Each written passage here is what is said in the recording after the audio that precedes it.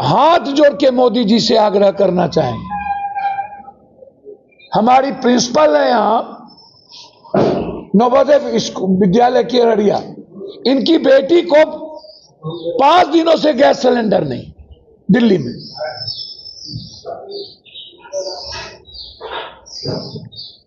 लाठी चल रही है दिल्ली में, 5 किलोमीटर का लाइन लगा हुआ है दिल्ली में।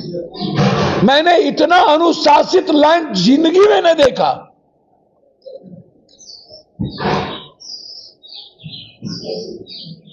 क्रिमिनल गया डकैती करने, हीरा जवाहर नहीं लूटा, उधर से उसके घर से सिलेंडर लूट के चला गया। 5,000 से नीचे कहीं भी गैस सिलेंडर नहीं है। कॉमर्शियल को गैस सिलेंडर सरकार ने घोषणा कर दी कि अभी हम नहीं देंगे। हम सरकार से पूछना चाहते हैं, रेहड़ी, चाउमीन, पूरी सब्जी, लिट्टी चोखा, गोलगप्पा, ऑमलेट, ये जो करोड़ों इस कंट्री में अपनी जीविका जी रहा है, उसको आप सिलेंडर नहीं देने की घोषणा कर चुके। आप बताइए कि उसकी जीविका का क्या होगा।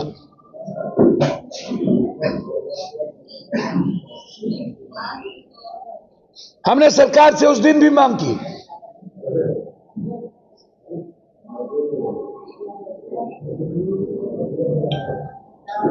तेल का दाम बढ़ गया, दवाई 4 गुना ज्यादा हो गया, महंगाई हर चीज की बढ़ गई।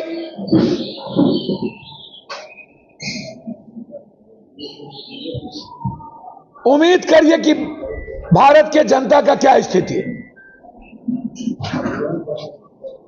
भारत की जनता का क्या दोष है। मैं प्रधानमंत्री जी से जानना चाहता हूं, नेता, पदाधिकारी, पूंजीपति और बाबा, ये लोग तो मस्त हो जाएंगे, इन लोगों को अकूत पैसा है, सब कुछ है, लेकिन आम आदमी का क्या होगा? आम आदमी जिंदगी कैसे जिएंगे? आम आदमी को आपने मरने क्यों छोड़ दिया? आपने कॉमर्शियल को क्यों बर्बाद कर रहे हैं आप? लगभग फैक्ट्रियों को गैस देना, सप्लाई बंद हो गया। प्रधानमंत्री जी, चाहे युद्ध रुक जाए, चाहे युद्ध चलते रहे, अब तो जो बर्बाद होना था हो चुका।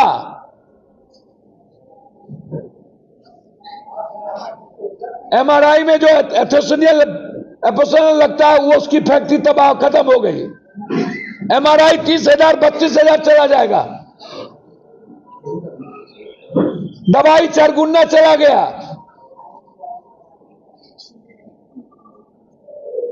अब युद्ध रुक भी जाए तो ये महंगाई हमको 5 साल बर्बाद करेगी, क्योंकि सारी फैक्ट्रियां नष्ट हो गई है जिससे हमको मिलता था। प्रोडक्शन ही नहीं होगा, तो जब प्रोडक्शन नहीं होगा तो महंगाई कहां से कम होगी, और बढ़ेगी।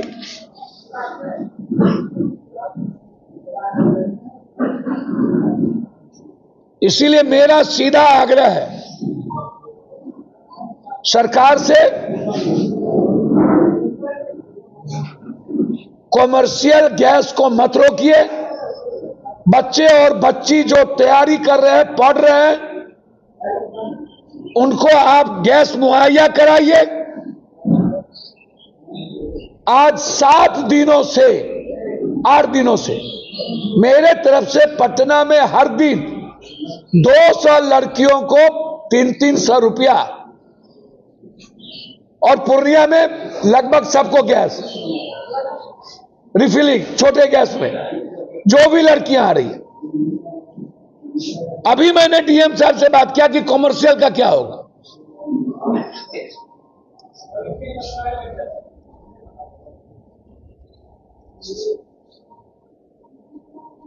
इसलिए देश की जनता संकट में है, देश की बेटी संकट में है, देश के गरीब संकट में है, देश का किसान संकट में है, देश के बच्चे और बच्ची पढ़ने वाले संकट में है।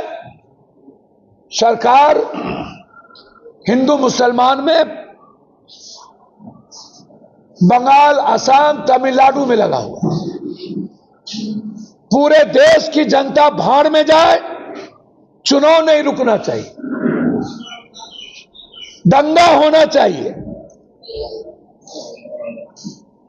इतनी घृणित सरकार, बारे बाप। और मैं आपको आज कह रहा हूं, जिस दिन असम बंगाल का चुनाव खत्म हुआ, उसके बाद आम आदमी को भी गैस मिलना बंद हो जाए। 23 पेज के जवाब में पप्पू जी, पूरे भारत में जितना हम पूर्णिया को दिए उतना गुजरात को भी नहीं।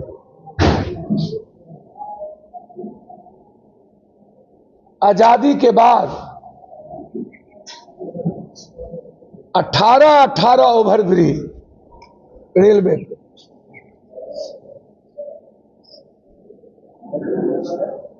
अमृत भारत, बनमनखी, पूर्णिया कोट, कुर्सेला से बिहारीगंज, जलालगढ़ टू किशनगंज, जलालगढ़ टू बनमनखी की शुरुआत।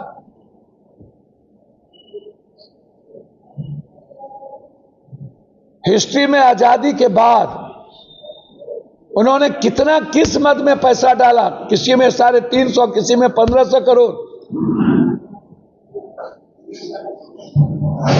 और वही स्थिति लगभग एनएच पर सारे ओवरब्रिज के टेंडर हो गए, जो आजादी के बाद कोई कल्पना नहीं कर सकता था।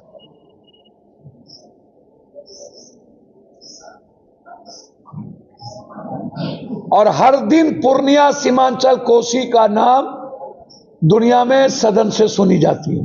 प्रत्येक दिन यह उपलब्धि पूर्णिया की जनता की है। पूर्णिया का हर रोड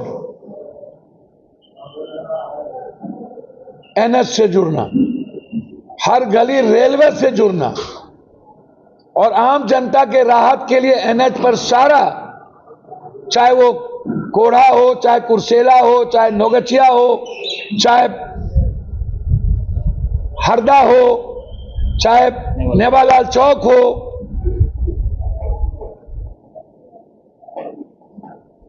ये पूर्णिया वासी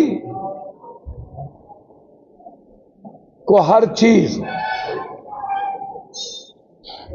आजाद हिंदुस्तान नहीं, दुनिया में आज तक 1 साल से 1.5 साल के अंदर कहीं एयरपोर्ट नहीं बनी, और भारत में सबसे ज्यादा अधूरा एयरपोर्ट का उद्घाटन किए हैं मोदी जी, 3 हिस्सा अधूरा। भारत में जितना रेवेन्यू पूर्णिया दे रहा है, जितने कम समय में आज तक इतिहास नहीं है कोई एयरपोर्ट किया। ये पूर्णिया की जनता के लिए और पूर्णिया के लिए गर्व का विषय है। धन्यवाद।